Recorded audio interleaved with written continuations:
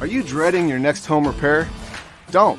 Crew Pros is your one-call solution for everything your home needs. Whether it's heating and air, plumbing, complete roof replacement, whole home generators, and electrical repairs. Our professionals get the job done right. Crew Pros is your single source for high-quality home services at affordable prices. For everything your home needs, Crew Pros. Remodel, repair, replace. Memphis. Nothing but Memphis.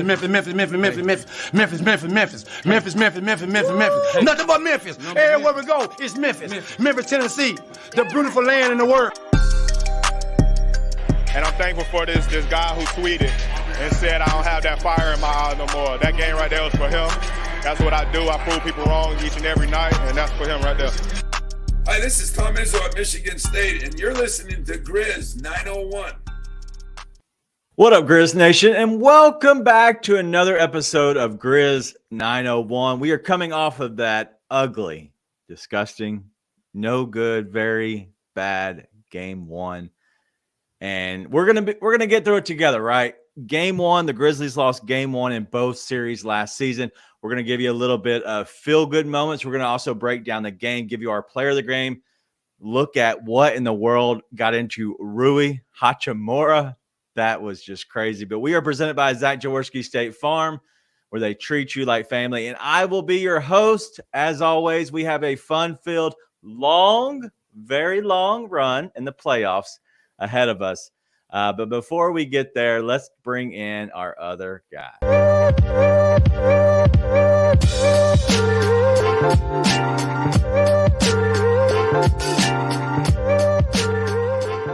All right, Nate. What's up, man? What's up? I'm like Luke down there.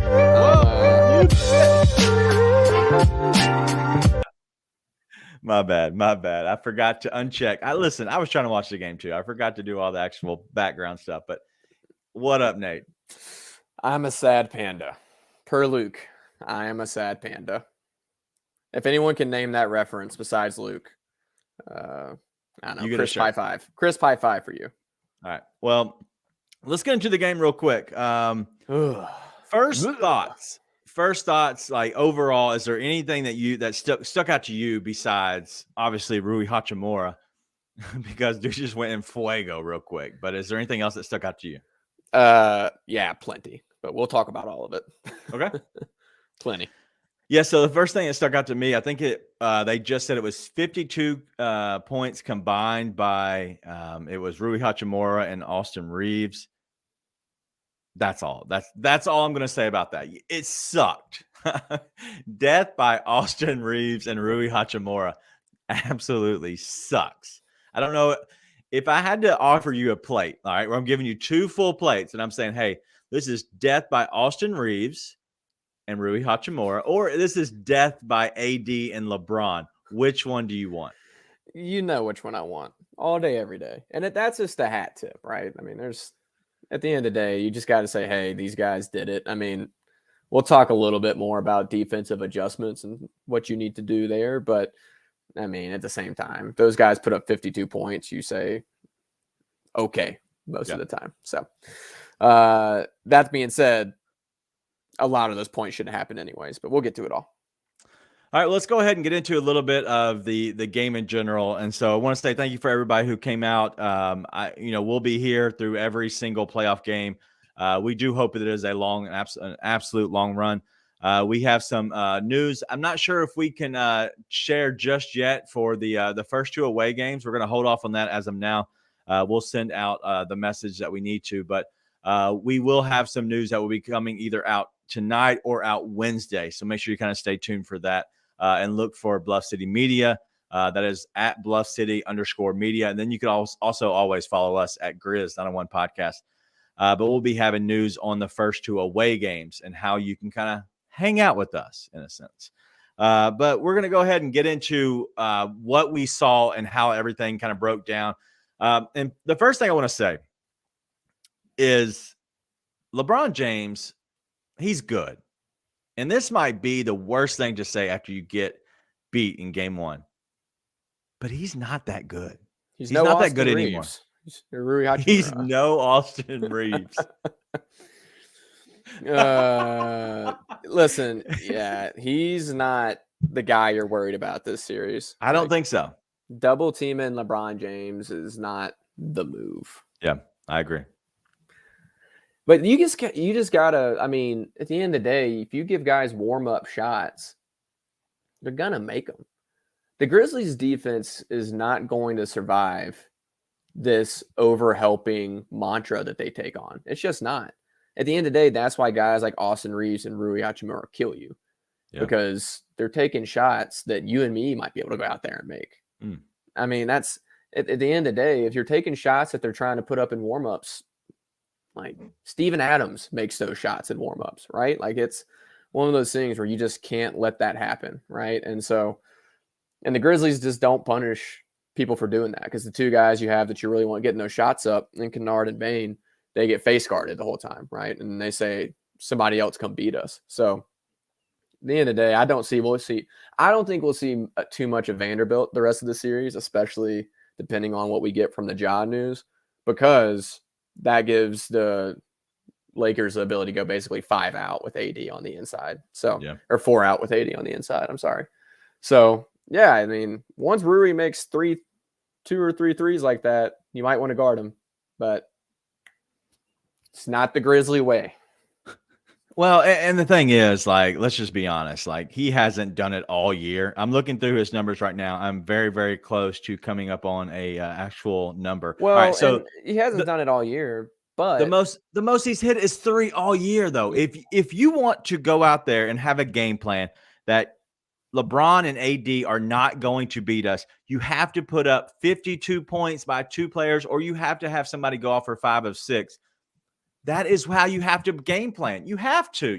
There is no way in anybody's right mind that says that I will leave those guys and let them go one-on-one to make sure we cover these other guys. I just think there's a little bit there. Maybe you don't overhelp. I completely agree with that. I've always said the Grizzlies do more go and less show. They need to do more show that they want to help. But then you know what? We're going to stand our guy. But 5 of 6, he's never hit 3 in a game. Hit 3 in a game. It's fine until he's hit 3. Okay. He hit 2 back to back, and then they let him get another wide open one the next possession. That can't happen. That's what can't happen. And quite frankly, it seems to happen a lot when Santi Aldama's on the court. The guy's soft closes everywhere because he's afraid of getting blown by. But at the end of the day, he's got to figure out how to defend better. Otherwise, he's unplayable. I know he's a better offensive threat. You love to be able to play him more than Tillman, but you can't be that much of a liability on defense and play. Yeah. Go ahead. I was going to move on to something completely different. So go. Yeah. So as Tobias Z says, first of all, thank you for kind of hanging out with us and everybody else that's in the chat and kind of watching here exactly on YouTube. What I was about to get to. Doing too much of what the Lakers want them to do. Okay. Mm-hmm. So what is it? Like, what do the Lakers want you to do? Let's just break it down from the very beginning. Okay. Very, very elementary here, my dear. What do you think the Lakers want you to do? How do you think they want you to guard them? I'm talking about more on offense. Okay. Oh, that's fine. Let's go to the offensive end. What do you think the Lakers want you to do? Let Dylan Brooks chuck up shots, funnel you into the paint to Anthony Davis. Like, you've got to have more movement outside of, like, the horns and the simple ball screens just aren't going to cut it. They're just not, because you thrive off being in the paint. But if you got a guy just waiting there for you who's Anthony Davis, you're going to run into problems. And at the end of the day, there's too many Dez barreled into 3 defenders in the paint, DB taking pull-up threes in key moments, right? In moments where you just took a lead, you just tied it up, you have a chance to extend, you got the Lakers on their heels, and then you throw up some BS, right? It's one of the keys we talked about on the playoff preview. The Grizzlies have to value possessions. Yeah. It's what screwed them last year against the Warriors, which is why I have been a little worried all year when they've been throwing away possessions with dumb shots. But I was hoping, at least when it got to the playoffs, they wouldn't do it. But listen, I love Dez. Dude can shoot the cover off the ball. You can't pull up from the logo in a 4-point game. when momentum's hanging in the balance. You can't do it. It's a bad shot. You can't take an okay shot unless it's late in the shot clock. You got to get to your best shot every time. And I thought the Lakers did a better job of getting to the shot they wanted. But did they? A shot. Yes. But did like yes. All right. Let me share some numbers real quick, okay? And this is just to kind of understand a little bit of how the game goes. If you hit open shots, you win the game. That can we just be honest with that? Like, yeah, of course. If you hit open shots, you win the game. All right, so let's go back to the numbers real quick. Numbers often lie, but I don't think they lie in this instance. The Lakers were 5 of 18 from 3-point in the first half. That was 27.8%, right? So at halftime, they're shooting 27.8%. They're down whatever the number was. What was it? 4, 6, 7? I'm not sure. But then you look at the second half. They go 11 of 19. 11 of 19. Any NBA team that goes 11 of 19 should win the game. Yes. But they also started formulating offense to create open looks for guys who were hot. So they got to shots they wanted. They took the same amount. It's still still out in the first half. It's still out of pocket. It's not like it's something that you would expect to happen. You wouldn't expect people to go 11 for 19 from 3. Correct. At the same time, they generated shots they wanted. And I thought the Grizzlies, listen, my point is they got the shots they wanted more often than the Grizzlies got the shots they wanted. I think the Grizzlies took like whatever was open or tried to force things in the paint the way the Lakers wanted them to. Yeah. And it just can't happen like that. If you let the Lakers, the reason they had the chance to go 11 for 19 from 3, and the reason they had a chance to be able to shoot like that is because they dictated their offense.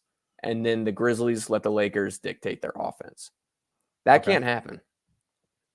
Can't. Yeah. No, I agree with that. I think there was a lot that kind of played into that whole entire thing for the simple fact that the Grizzlies, it seemed like they were out of sync a lot in that second half. Really, the only time they felt comfortable, it looked like, was in that second quarter. At times, they looked like they were doing, pretty well within the third quarter early on, and then the Lakers kind of took it over. They fought back in the fourth. A lot of that, I believe, was without Ja, and then it was Ja and Tyus on the floor at the same time.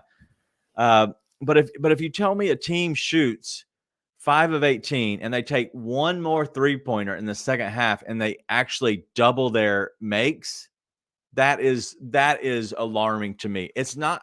Listen, the Grizzlies are going to allow these teams, no matter who they play, to have open shots. The Grizzlies have open 3-point shots. They might not have as many as the Lakers have, but they also do. They do have 3-point shots as well. It's just they did not hit them. Like Luke Kennard, I believe he went 1 of 3 overall. The fact that Luke Kennard is taking 3 3-pointers in a game is ridiculous. Let me look at the number. I think it was 4. 1 of 4. He went 1 for 4. Yep. So 1 of 4. And so, there's so much we can actually dive into this and look into this. And this is the only downside of us coming on immediately after the game. I have had no home report of our last of the fourth quarter numbers that we actually get from the Grizzlies. And so it's hard to even look at, quarter by quarter on some of these numbers. But just kind of overall, just the Grizzlies didn't shoot well. Let's go completely stats real quick, and then I'm going to get into a few more things that we also saw as well, because we could go on this tangent all day. But the field goal percentage 53 to 47. The Grizzlies were outshot from 3, 43 to 36. Free throws was pretty much a wash. The Grizzlies were out rebounded about 11. Offensive 10 to 6. I don't think it was that bad in a sense throughout the entire game. Assists were pretty even, 25-24. Steals 7 to 6. Blocks 11 to 2. AD was a monster tonight with blocking. That Toradol shot works great at halftime. That Toradol is nothing to play with. Hey, my wife had surgery once, and they said, "Hey, we're gonna give you a little Toradol here if you're hurting." I'm like, "Oh, she's getting Toradol." She felt like money, literally 30 minutes after. So I can imagine how AD is going to feel tonight. Turnovers, it was 16 for the Lakers, 12 for the Grizzlies. Points off turnovers, 15 for the Grizzlies, for the Lakers, whatever, and then 22 for the other side, the Lakers received. Fast break points, 26-17. The Grizzlies are a fast break team, and they got out fast break points by 9. Points in the paint was completely even, 56. Fouls were very even. Listen, I'm not saying that game was ref well. I'm also saying it wasn't ref terrible. Like, it was bad at times. It was okay at times. Yeah. There was I don't put anything on the refs in that game other than the fact that they are absolutely scared out of their mind to call a foul on Anthony Davis. You're not kidding. You're not kidding. They hate to call fouls on Anthony Davis. But any of those numbers stick out to you before we kind of move on? No, listen, I thought the whistle got a little tic-tac for a minute and gifted some points to the Lakers, but there were points where I thought, the Grizzlies got a good whistle. I didn't think it was a poorly officiated game at all. And if you're mad at anyone, be mad at Eric Lewis. I didn't understand people getting all mad at Scott Foster. I'm like, Eric Lewis hates us. So Eric I don't know Lewis why you're mad about that. But at the same time, it wasn't the officials. Listen, it was, if more than anything, there was chances the Grizz had to extend leads, to take leads, to push the envelope, and they gifted the Lakers possessions. They took bad shots. They tried to force things. At the end of the day, there's a lot of numbers in there.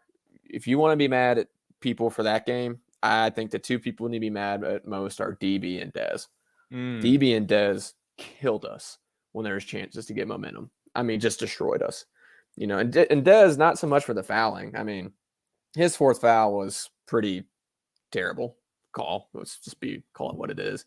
But when he's sitting there, like, the one I think about is when he barreled into 3 Lakers on a fast break. I think Grizz had just gone up by 5, maybe it was 3-5, but a chance to extend the lead. And he just got packed by LeBron on a shot he probably wasn't making anyways. You can't force that kind of stuff. And listen, at the end of the day, if your name is Xavier Tillman or Santi Aldama or David Roddy, throw in any other name out there besides the usual suspects, you don't need to be shooting shots. This isn't February. Like, X was trying to shoot a floater from the free throw line at one point, got stripped by 80 anyways. And I'm sitting there, and my wife, I scared her half to death, sitting next to me because I yelled. I was like, what was that shot? Like, what was that going to be if you didn't get stripped by AD? It was going to be a brick off the back iron. Like, you can't, if your name is not Ja Morant, which he may be out. You'll hit on that later. Dez, Luke, Jaren. I'll throw Tyus in there. You don't need to be taking any shot that's not a gimme. If you're Santa, you can take a wide open corner 3. But that's where Taylor Jenkins has to step up and coach, dude. This is not February. You don't get to take a good shot. You better be taking a great shot unless you are one of those guys. And that's still not there. They still just let dudes take shots. Dylan's got to know better than to shoot those shots. Yeah. That's come back from coaching, man. Let's go through some stuff real quick before we get there. Great ambition. Always. Thanks for hanging out. But he's saying glad to see us on YouTube live right after the game. If you were there, feel free to kind of hit us up in the chat as well. Be more than happy to hear kind of how the Grindhouse was. I did not go to theirs, as well as Nathan, who is out in Utah still, hanging in the Alps. We might have somebody in town Wednesday. Heyo, Santa's coming to town. Quick questions. I'm going to go through a couple things that I have. I don't want you to real quick, breaking news. X-rays on Ja were negative on his hand. That hand's messed up, dude. That hand is messed up. Did you see how he fell? Like, when he fell, like, floor's here, he fell here like that. Like, did you see it when he first heard it against on Crowder's jersey? I thought he broke his hand then. Yeah. Well, it's probably it may not be broken, but yeah. Let's just say one thing. We ought to all be glad they were trying to help LeBron's old knees out, giving us 2 days between games, because Ja's going to need every last second. We need it now. All right, let's go through some quick answer stuff. I don't want to, no more than five words. Mm-hmm. Ja Morant, only 1 free throw. Family show, won't say word. Dylan Brooks, 9 3-point attempts, 13 complete shots. So only 4 more 2-point shots. What do you think? Gave them what they wanted. Look, dude, you are killing this, by the way. Desmond Bane, 3 of 10 from the 3-point line. Take smarter shots. All right. Listen, I'm impressed by you the most right now. Santi Aldama, 2 of 3 from deep. Don't take them anymore. Why? Santi, now you asked for an explanation. I get more than 5 words. Talk to me. That's awesome. Love it. They were all contested. I think he took 1 open one. I'm sorry. I think he took 1 open one. Santi is just as liable to go 0 for 5 as he is 2 for 3. Listen, if you're wide open, take those shots. I don't need Santi Aldama taking a shot with a hand in his face. Yeah, exactly.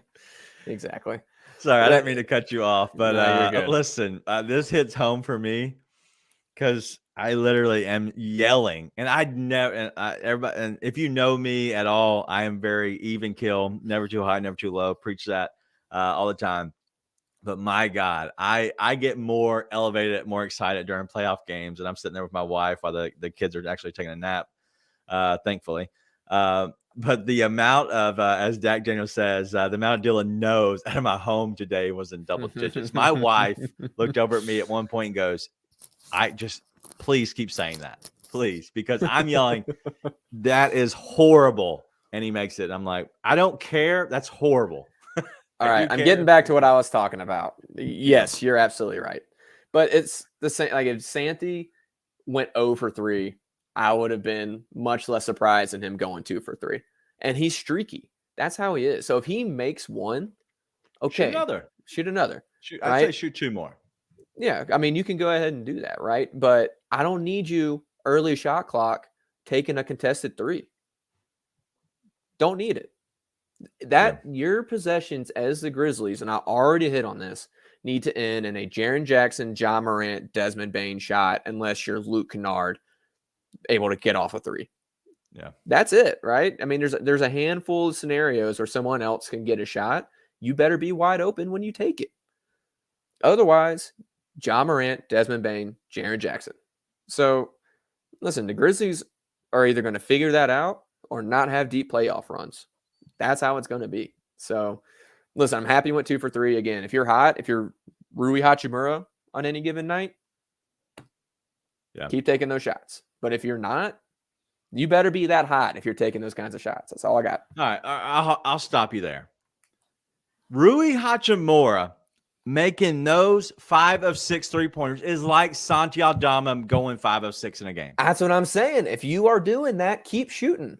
Otherwise, don't. Okay. Can you imagine a world where Santi Aldama goes off for 29 points the way Rui did tonight? Yeah, exactly. The same way you just said about Rui Hachimura before tonight. That is my point. I agree. Next one.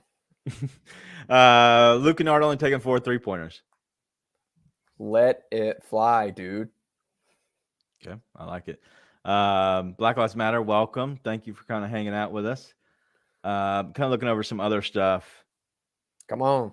There's wife lots is of stuff I'm ready to knocking on the door, needing a phone charger. Come on, lady. Like, seriously. Like, you can't find another phone charger in the world.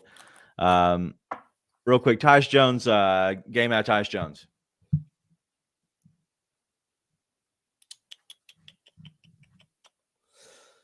I'll take it.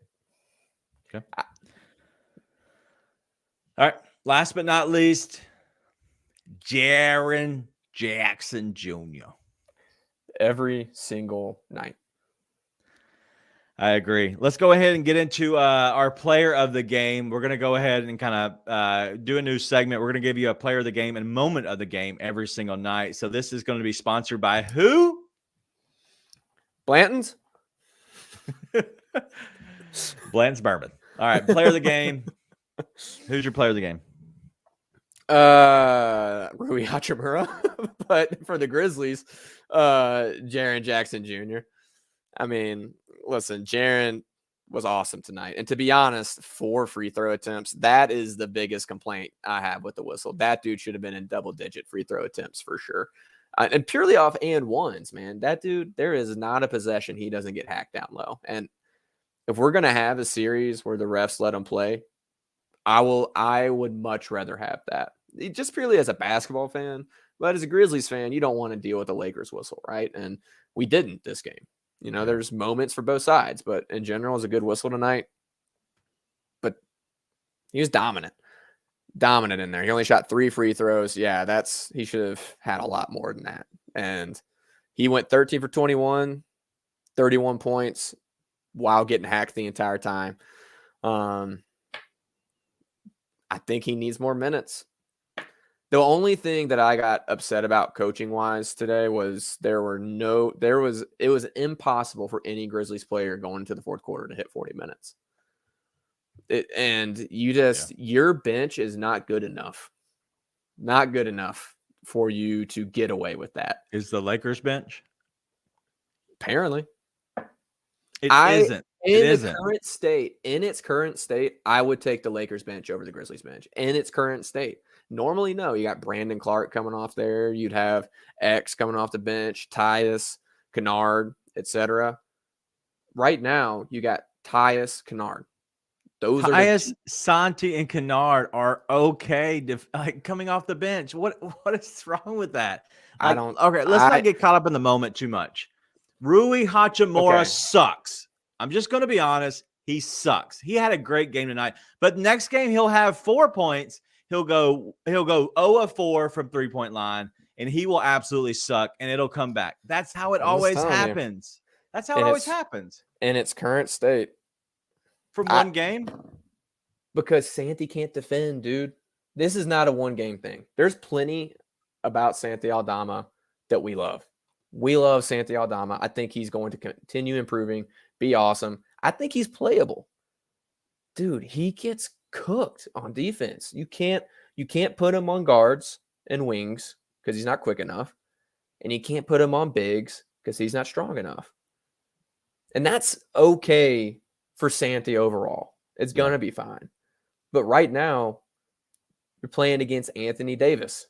Yeah. You need bigs that can be big. You just don't have it. I don't trust the Grizzlies bench right now. I think you got Tyus and Luke. And here's the problem. Luke, if he is getting them up, Luke real can quick, do what you need. Rui sucks. I get boards. Keep going. Okay. Luke can give you those types of numbers, but he's got to get shots up. Yeah. And you just got to see. Yeah. 5 shots, you can't take 5 shots. And he had an opportunity to take more than 5 shots. He's got to give you more. If Luke gives you more, I would take the Grizzlies bench. But it's been few and far between seeing that so far from him. So, and at the end of the day, I don't think Santi's playable against. He's playable. He's playable. It's a prayer when he's in there right now. Yeah. I agree. He did play. He played bad, but overall, it was Anthony Davis that really just dominated this game. If you look at it, he was plus 27. We have Lakers fans in here. Hey, welcome. First of all, but I will say that Rui sucks, and the Lakers will not win this in 5. But what you're going to see out of next game, huh? I don't know why you say Rui sucks. Rui is not 5 for 6 from 3. Dude, I've been watching him hit shots in the mid-range. He's okay. He's okay. Yeah, he's Santi Aldama. I'm not saying he's great. He is Santi Aldama. He's not Santi Aldama. He's just as good of a defender and good of an offensive player. He just is. Just being honest. Real quick, my player of the game. I will go with obviously Jaren Jackson Jr. for the Grizzlies. But I will say the player of the game on the other side is Rui Hachimura. He played out of his mind. He will never play this good again in the playoffs. He'll never play this good again probably in his career. But that's just part of it. Like, that's part of the playoffs. That's why you have a 7-game series, is for the simple fact that games like this happen. When a guy goes 5 of 6, things like that happen. But overall, I don't want to put too much stock into the bench because the bench, it is what it is. And at the end of the day, the game is going to come down to the starters on the court. It just is. And Anthony Davis was a plus 27 tonight, which is big. But D'Angelo Russell, he didn't play well, especially early on. He ended with a plus 20. He shot well finally. He ended up going 3 of 9, but I think he was disgusting at halftime. Let me go look at his numbers at halftime real quick. Sorry.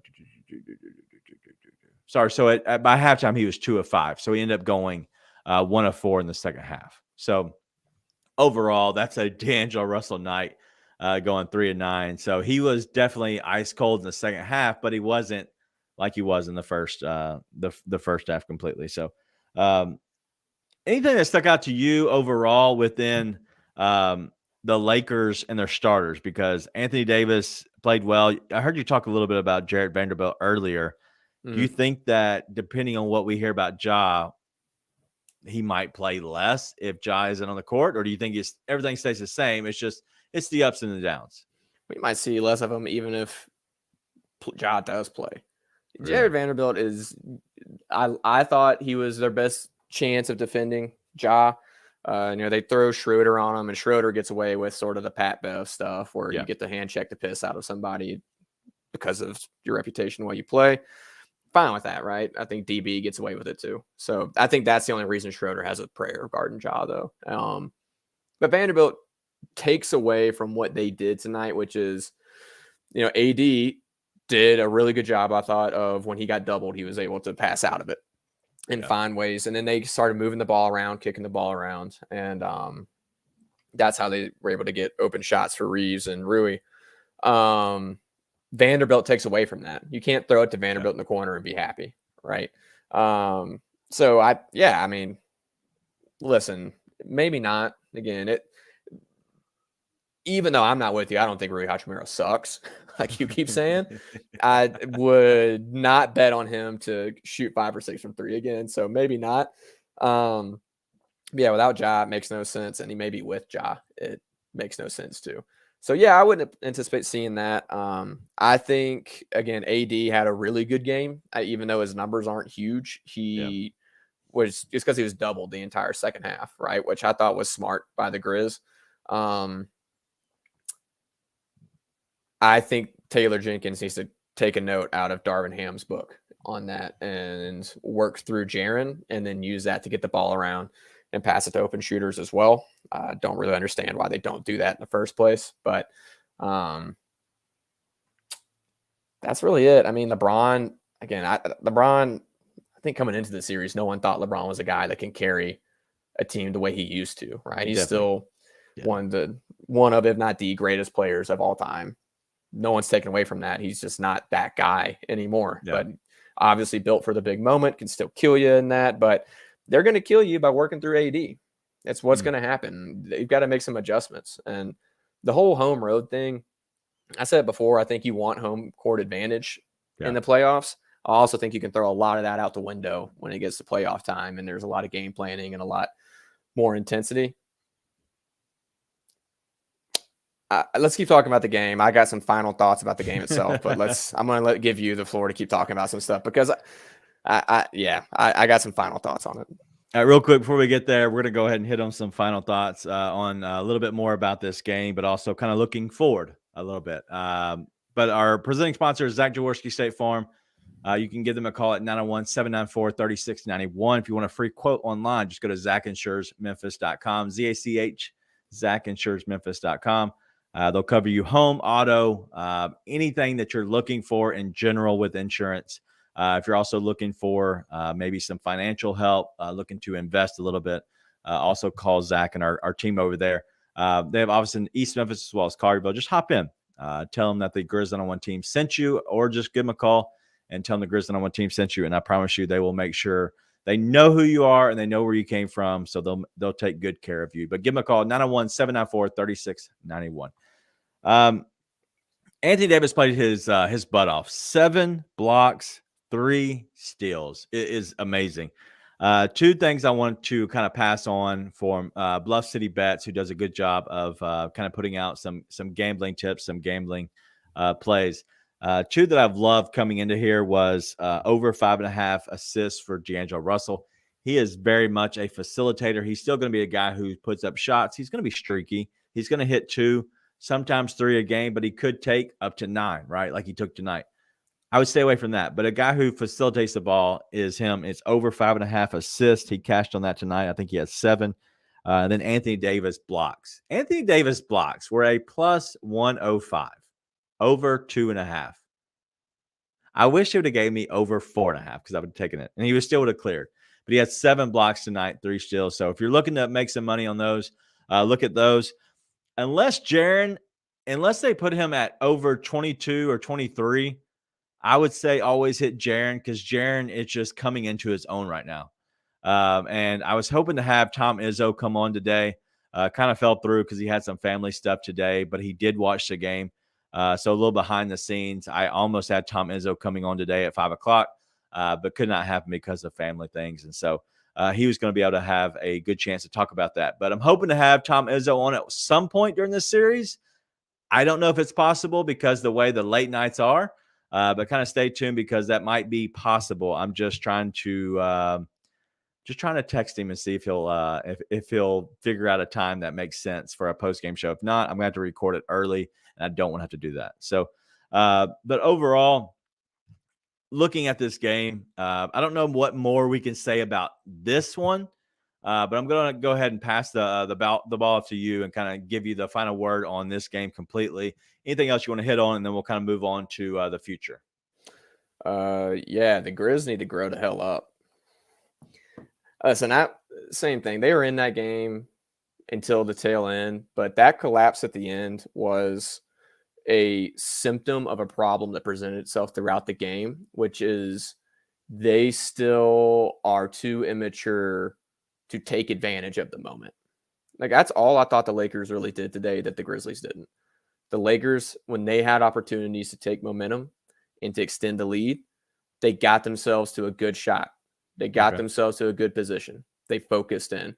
The Grizzlies had a chance to take momentum. They saw a fast break opportunity and just barreled into 3 guys. Like that Desmond Bane layup that got packed by LeBron, I think is the statement for the way this game swung at the end, which is one team was mature and took good shots, took shots they wanted, got themselves in positions they wanted to, and one team was too immature and too undisciplined to do that. And that just can't happen. Listen, it's killer when Dez gets his 5th foul on some BS call under the rim. That sucks. The whistle had nothing to do with it. And at the end of the day, personnel didn't have much to do with it, right? Austin Reeves, Rui Hachimura had great days. So what? The Grizzlies team all around is better than that Lakers team. But they played themselves out of it. And they've got to make some adjustments. They got to make adjustments as far as discipline and decision-making goes, but also you got to make defensive adjustments, man. At the end of the day, you've got to take pride in on-ball defense. Yeah. They don't. And listen, Ja is the biggest culprit. Ja's constantly trying to poke away steals from behind. He's constantly trying to get that wraparound steal. You've got to take pride in on-ball defense, and you've got to commit to a defensive game plan. They're too tentative, and they were too immature and undisciplined today. That can't happen. If that happens, you will lose this series in 5. If you figure it out, you could still win this series in 5. That's how talented I think this Grizzlies team is. The Grizzlies can win 4 straight against this team if they're disciplined and play good, smart basketball, play their brand of basketball. But if you let the game get dictated to you like they did today, you will lose this series in 5 games. I was surprised by the lack of discipline today, and that can't keep happening. So, yeah, no, I agree with that completely. I don't know how much changes for game 2 in general, because if you look at the game that happened, 2 players went off for 52 points. I know that you can look at that and say that is an error of the coaching staff, maybe looking at different things. Listen, a series is all about adjustments. And so at what point does the Grizzlies make an adjustment, right? I think they made many adjustments throughout the entire game. Now you have a complete overhaul, complete shift, a complete change in exactly what adjustments you're going to make. Is it the going over on the picks, going under on picks? Is it maybe trying to overhelp or trying to not overhelp as much and trying to allow AD and LeBron to go off and make sure you have a hand up in a face of a guy like Rui or even Austin Reeves? What changes have to be made? But then what happens after that is you might see, let's say the Grizzlies win game 2. Then you're going to have the adjustments on the other end. All right, so they're making those adjustments from the Grizzlies side. The Lakers, what do you do? And so this is a series and it's a game of complete adjustments.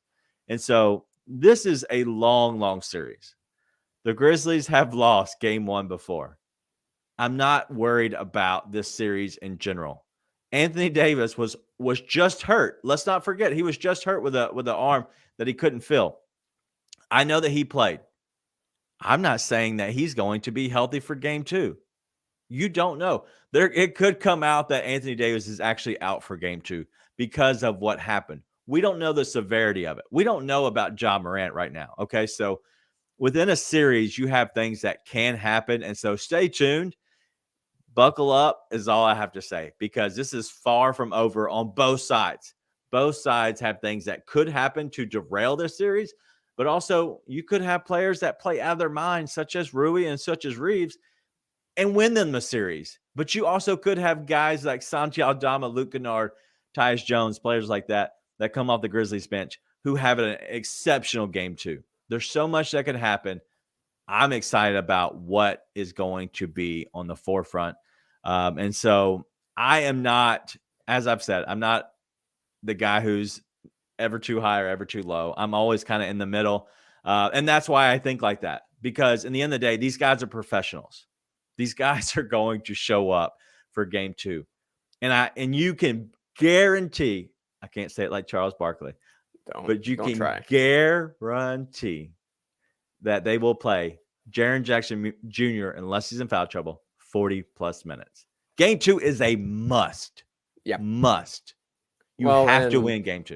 At the end of the day, you win game 2 and you steal one game in LA, everything's back on your side, right? And the Grizzlies are more than capable of doing that. They put themselves behind the 8 ball, though, and they got to make adjustments to do it. But they can. Not worried about it, especially if Ja's going to be okay. If he's got nothing broken and his hand's going to be all right, he'll play.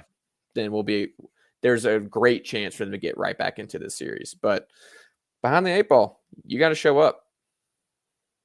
Yeah, no, I agree completely. So we'll see how all this goes. We'll kind of put a bow on this as we go. But let's go ahead to the moment of the game that you saw, that you loved. Is there anything that you're like, oh my God, the moment of the game? This was my moment. And this is new. We're trying to be more segmented, right? More segmented. We're trying to be professionals. I'm a chaos guy. I don't like this. I know. Me too. Ugh. And I didn't know this was coming, so thanks a lot. You're welcome. Do you have a moment that just stuck out to you? Because mine, it was the AD thing personally. Like when I saw AD go out, I'm like, God, this is the moment. I think when he came back, I think that lifted their spirits on the Los Angeles Lakers side to the point of you go from feeling like, oh my God, this is it. Because you see a guy go to the locker room who is your best player. He is your best player. And then he comes out, right, at halftime and he's playing third quarter. I think that's big. I think that's honestly, they shot 11 of 19. So I'm going to give it to AD's shoulder. Well, went from him being hurt to giving him the chance to slide under Ja Morant, who's 10 feet in the air, and it somehow be within the rules of an offensive foul, which is insane. Yeah. I mean, I'm going to go from the Grizzlies side. There was 2. There was the Ja turnaround at the end of the first half, and then there was the Jaren when he got the game back to within 2, maybe within 1 in the fourth quarter, when they just kept giving him the ball and he just kept going. Those are things you want to see as a Grizz fan, is your 2 stars rising to the moment.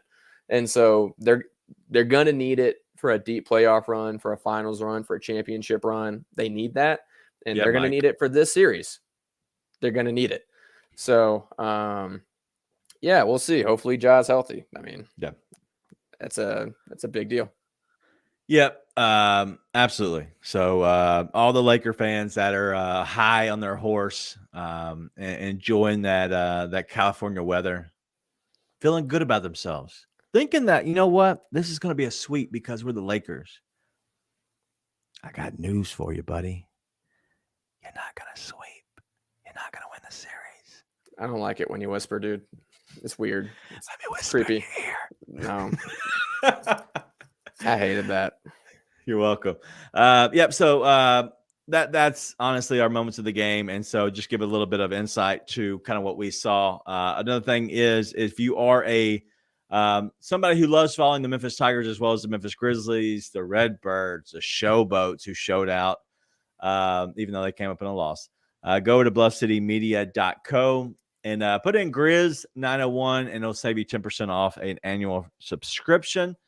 And so there could be more news coming behind that. I am checking my phone as we speak.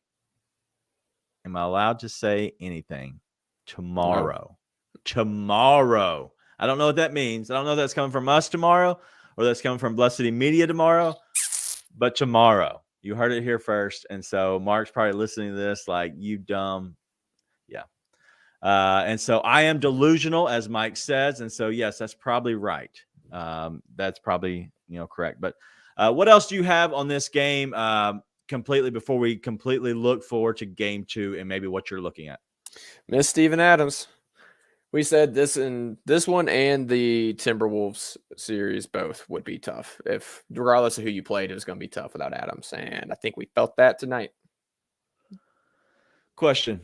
Do you think the Grizzlies, honest answer, do you think the Grizzlies can win this series still? Yeah.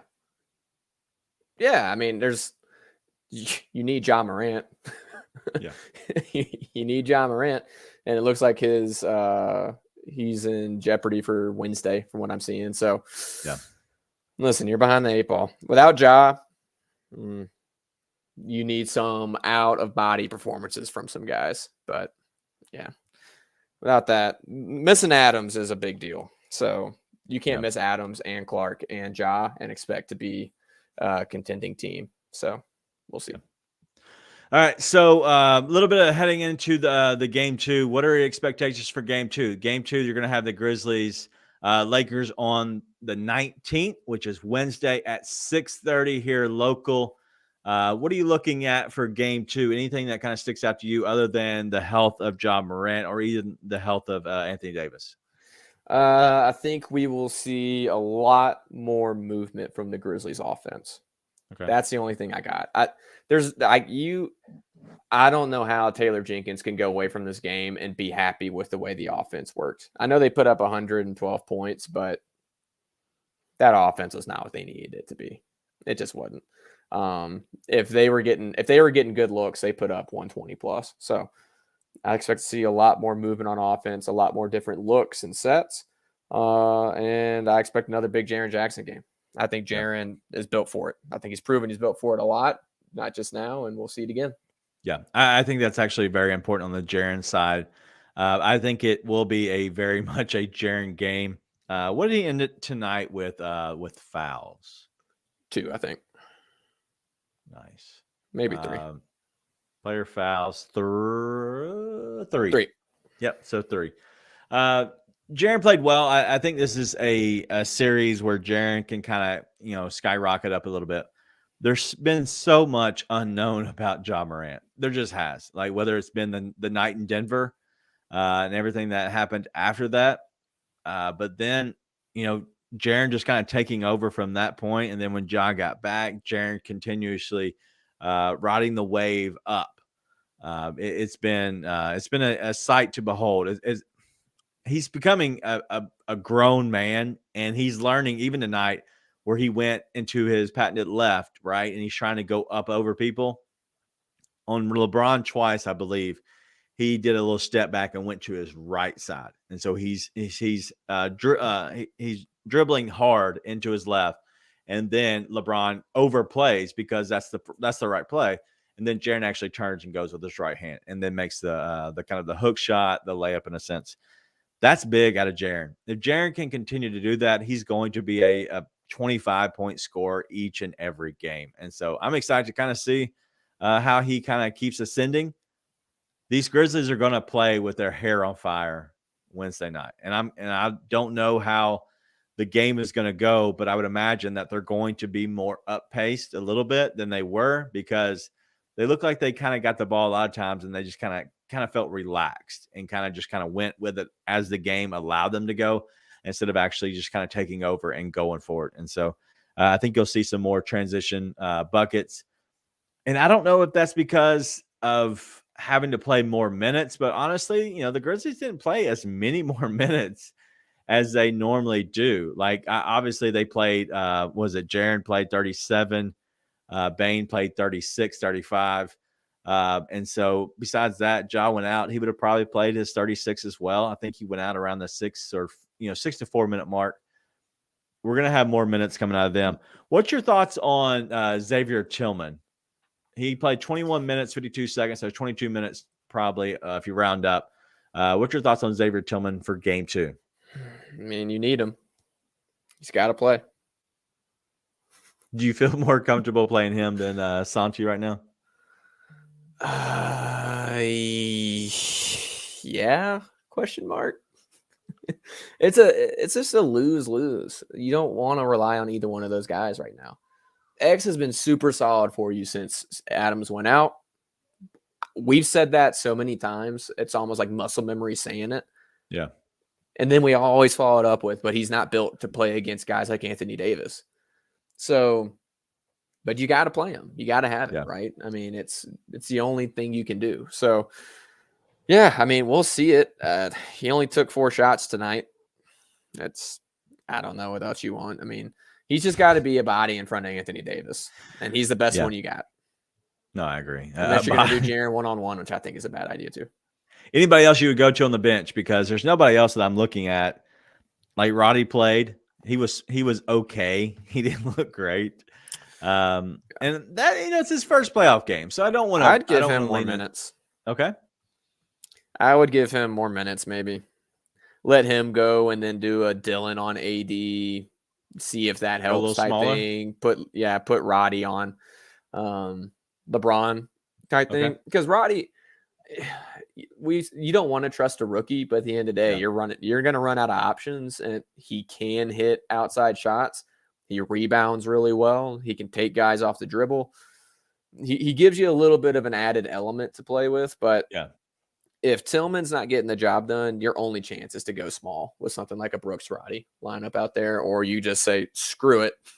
We're going to hope AD misses some shots, and we're going to go Ja, Dez, Luke, Jaren, Dylan type thing, right? I was going to actually ask about that. So, we don't know about Ja, right? But let's just interchange Ja and Tyus in this conversation. So a point guard, and then you're going to go with Bane, Dylan,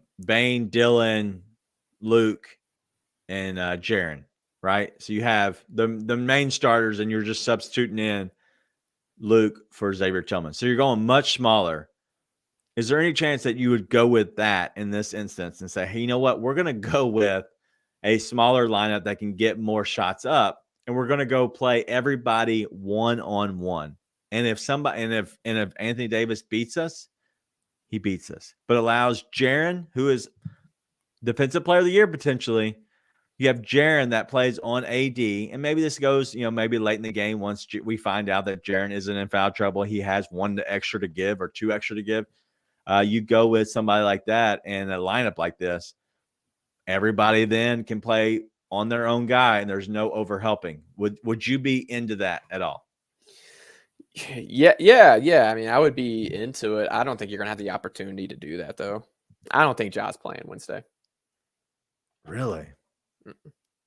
How do you feel? Scale of 1 to 10, your OMG meter. What are you thinking? Ja doesn't play in game 2. I mean, I'm at an 8. I don't think he plays in game 2. Are you freaking out? Not good? I mean, of course it's not good. But it's like, I mean, I don't know what you're looking for from me here, dude. Like, yeah, it sucks. It sucks if he's not playing because then you don't have the option to go with that lineup. You can try running with Tyus, but then what are you going to do? Because you got to sit at some point, and then all your guards are out there at the same time. Like, it's one of those things they can play without Ja.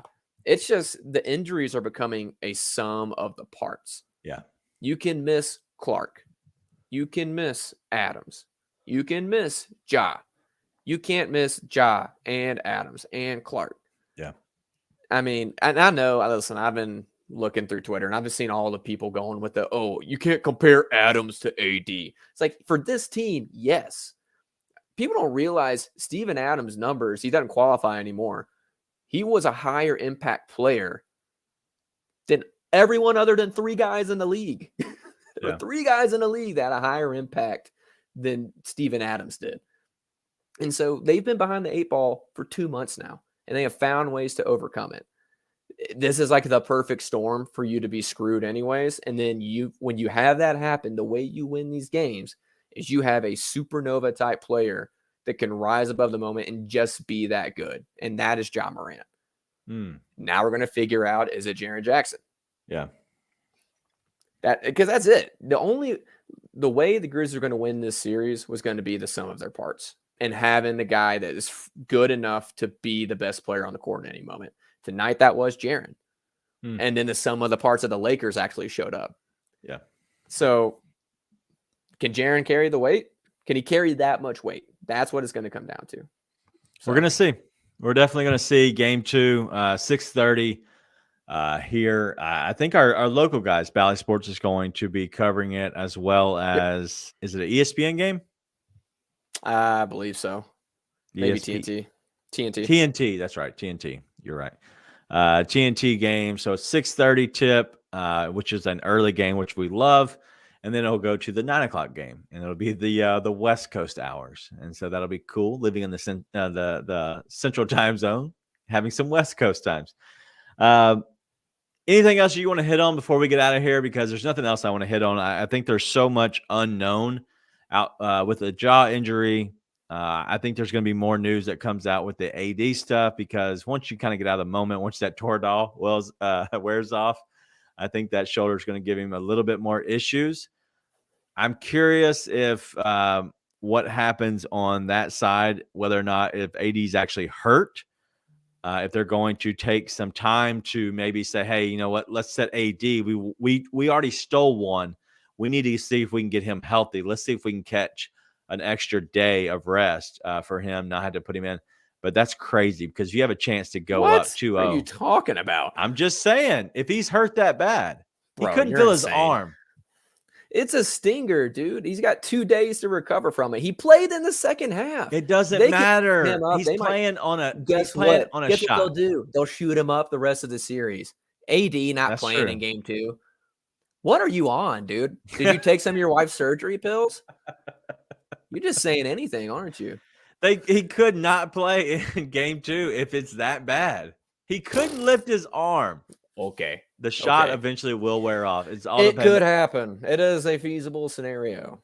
Whatever, dude. Thank you. I appreciate that. I think you agree with me. We've said a lot of dumb things on the show, and that's up there. All right. I just want to make it known, if he does set game 2, I want a formal apology.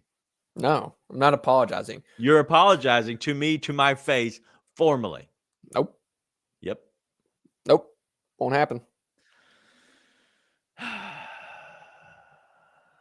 Dak Daniels, listen, I am in a good mood. It's not that bad, guys. It's game 1. It's happened. It's 1 of 7. We're going to listen. This is and you got, listen, the injuries suck. But in my mind, it removes a lot of expectations. If you're missing Ja Morant, Brandon Clark, and Steven Adams, what expectations do you have for this team? To beat the Lakers. Those are my expectations. Okay. What are you on today? Oh, my God. All right, now Giannis is out. He's heading to the locker room. All right, let's go ahead and let me guess. Someone slid under him. Someone slid under him. Hold on. It was probably AD. All right, that's all we have. We went over our time, obviously, for an hour. But if you have a chance, go ahead and head over to bluffcitymedia.co and put in the Grizz 901 to sign up. Is that what happened? I was about to say, I bet it's Kevin Love. Bro, Kevin Love needs to be out of the game of basketball. Watching that dude play basketball is so depressing and gross. All right. We've gone on way too long now. All right. So anything else you have for the good people of the Grizz 901 family? Keep your chin up, kids. It's going to be okay. It's going to be okay. Just seriously, I think it's I was thinking about this today. I told my wife the challenge was to keep myself in a really good mood. Like just stay positive no matter what. And I only said a few mean things towards the referee's direction throughout the game. But it's like, I know in the age of Twitter, you get caught up in, we want to be able to one up. I know people bookmarked a bunch of crap that I've put on there before, yada, yada, yada. It's like, dude, just go have fun. Like it's awesome to be able to support your team trying to go make a playoff run and win a championship. And so if the worst case scenario is your team loses in the playoffs and got upset, you're still having a lot of fun getting to cheer a team on. So absolutely.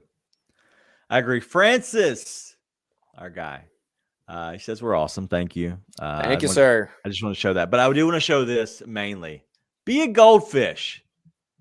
Now, our friend Nathan does have a brain the size of a goldfish, so he does forget a lot. But we want to share the thoughts with everybody. Be a goldfish, which means forget everything that might have just happened. Short-term memory loss, not a big deal. That actually benefits you in this scenario. So we're going to be back for game 2. Game 2 is going to be a blast. The Grizzlies will win. Anthony Davis is probably going to sit out. John Morant's going to come back. It's going to be great, right? So yeah, wonderful in every way. I don't want to put that out there too much, but I'm excited about game 2. Game 2 will be back in the Grindhouse. Make sure if you have a chance to go to the game, go there, scream your head off, man, and enjoy it, because this is the fun part of being a fan, is getting the chance to really enjoy the playoffs. The playoffs it literally doesn't come around for every single franchise, and we have a chance to have a really good team, even though we lost game 1, to go into game 2. But if you have a chance to help us out in any way, subscribe to the podcast on Twitter. Sorry, not Twitter. Subscribe on YouTube. But go ahead and subscribe there. That way you have all of our feed there within our show, but as well as everybody else's with the Bluff City Media. We're going to be there as well as all of them. And so it'll be a good time. And we want to make sure that you are along for the ride. Let's get us to 1,000 before I haven't looked at the numbers, but let's get us to 1,000 before the end of the playoffs. Okay. That's all I'm asking for. Let's get to the 1,000 number. The 1K number sounds good. But that's all we have. The main thing that we say here is be nice and tell your friends.